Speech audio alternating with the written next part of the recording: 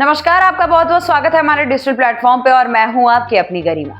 आज बात उस सियासी मुलाकात की करेंगे जिसने दिल्ली से लेकर के पटना तक अटकलों का बाजार जो है वो गर्म कर दिया है। सवाल बिल्कुल सीधा है दोस्तों, क्या चुनावी रणनीतिकार रहे प्रशांत किशोर अब कांग्रेस में शामिल होने वाले हैं? जी हाँ, ये जो चर्चा है वो खूब सुर्खियों में है।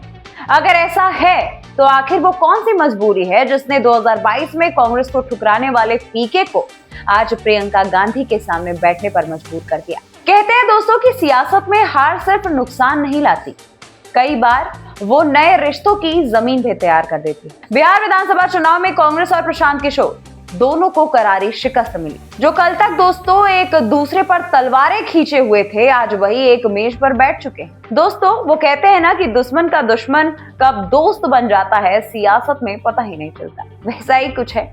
आपको बताते चले दोस्तों कि दिल्ली में प्रियंका गांधी और प्रशांत किशोर की बंद कमरे में करीब 2 घंटे की मुलाकात रही, जिसमें राहुल गांधी भी मौजूद थे। कांग्रेस इसे हल्की फुल्की बातचीत बता रही है, लेकिन राजनीति में लंबी चुप्पी और छोटी सफाई अक्सर बड़े संकेत देती है। सवाल यहाँ से उठना लाजमी है कि क्या वाकई कुछ सीरियस पकड़ा है। सबसे पहले आप ये समझ लीजिए कि मजबूरी दोनों तरफ से है, क्योंकि आने वाले 2 सालों में देश के 11 राज्यों में विधानसभा चुनाव होने वाले हैं। दोस्तों, कांग्रेस जो है वो लंबे समय से सत्ता के हाशिए पर टिका हुआ है, संगठन कमजोर है और चुनावी धार जो है वो कुंद पर पकड़ चुकी है। पार्टी को नया ऑक्सीजन चाहिए।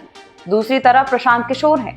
नेता के तौर पर उनकी अपनी जन स्वराज पार्टी बिहार में कोई चमत्कार नहीं कर पाई। वजूद का संकट इनके सामने खड़ा है और ऐसे में रणनीतिकार के तौर पर खुद को जिंदा रखना भी उनके लिए जरूरी बन गया है।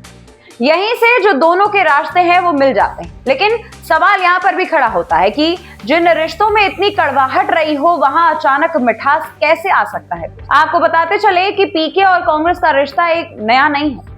2017 के यूपी विधानसभा चुनाव में प्रशांत किशोर कांग्रेस की रणनीति का हिस्सा थे। जी हाँ, प्रशांत किशोर 2017 की यूपी विधानसभा चुनाव में प्रशांत किशोर जो है वो कांग्रेस की रणनीति में हिस्सेदार। उन्होंने खुलकर सलाह दी थी कि अगर यूपी में बीजेपी और क्षेत्रीय ताकतों से लड़ना है तो प्रियंका गांधी को आगे लाना होगा। लेकिन उस वक्त राहुल गांधी ने ये सलाह नहीं मानी। चुनाव हारा गया और पीके की खूब फजीहत लगाई गई। आपको बताते चले आगे दोस्तों कि 2019 के बाद पीके लगातार राहुल गांधी और कांग्रेस नेतृत्व पर सवाल उठाते रहे। उन्होंने यहां तक कह डाला था कि जब कोई नेता 10 साल तक पार्टी को उम्मीद के मुताबिक नतीजे नहीं दिला पा रहा है तो उसे खुद पीछे हट जाने का विचार कर लेना चाहिए। 2021 और 2024 के बीच उन्होंने राहुल गांधी की यात्राओं और रणनीतियों को सार्वजनिक रूप से बेअसर और फालतू तक कह दिया। फिर आया 2022, जब लगा था कि शायद पीके और कांग्रेस साथ आ जाएंगे, लेकिन प्रशांत किशोर सोनिया गांधी से मिले।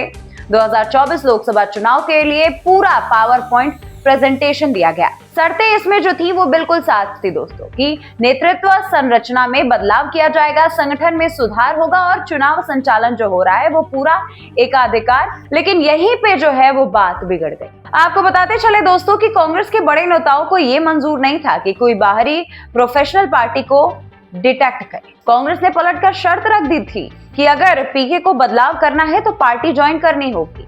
ना पीके तैयार हुए, ना कांग्रेस झुकी, डीले टूट चुकी थी और वो भी कड़वाहट के साथ। तो आखिर अब ऐसा क्या बदल गया दोस्तों कि आखिर कांग्रेस और पीके आमने सामने एक ही टेबल पर नजर आ रहे हैं? हमारे हिसाब से तो दोस्तों शायद वक्त बदल गया है और सबसे ज्यादा जो बदल गई है वो है जरूरतें।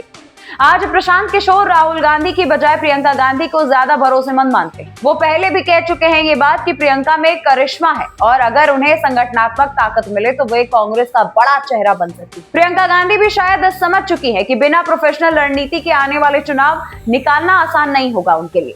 और यही वजह है कि इस बार जो बातचीत है वो राहुल नहीं प्रियंका से। यही वजह है कि इस बार दोनों पक्ष ज्यादा सतर्क है, ज्यादा चुप भी। क्या प्रशांत किशोर कांग्रेस ज्वाइन करने वाले हैं दोस्तों? क्या जनसुराज का कांग्रेस में विलय हो जाएगा या फिर पीके सिर्फ एक रणनीतिकार बन करके रह जाएंगे? सच्चाई ये है दोस्तों कि अगर पीके सिर्फ सलाहकार बने तो नेता के तौर पर उनकी अहमियत जो है वो खत्म हो जाएगी। अगर कांग्रेस उन्हें ज्यादा ताकत दे देती है दोस्तों तो अंदरूनी विरोध जो है फिर सिर उठा सकता है। यानी दोनों के सामने कड़वी सच्चाई है कि कांग्रेस को जीत चाहिए और पीके को अस्तित्व, और शायद इसी मजबूरी ने दोनों को एक दूसरे के करीब ला करके खड़ा कर दिया है। फिलहाल जवाब बिल्कुल साफ तो नहीं है दोस्तों, लेकिन इतना तो तय है कि प्रियंका गांधी और प्रशांत किशोर की ये जो मुलाकात है वो सिर्फ शिष्टाचार तो नहीं थी। कुछ तो पक रहा है दोस्तों, और अगर ये डील फाइनल हो गई तो आने वाले चुनाव में देश की सियासत की तस्वीर जरूर बदल सकती है और हाँ, गर्माहट भी आ सकती है। आपकी इस पूरे मामले पर क्या राय है, आप कमेंट करके जरूर बताइए। मिलती हूं मैं आपसे अगले वीडियो में, तब तक के लिए नमस्कार।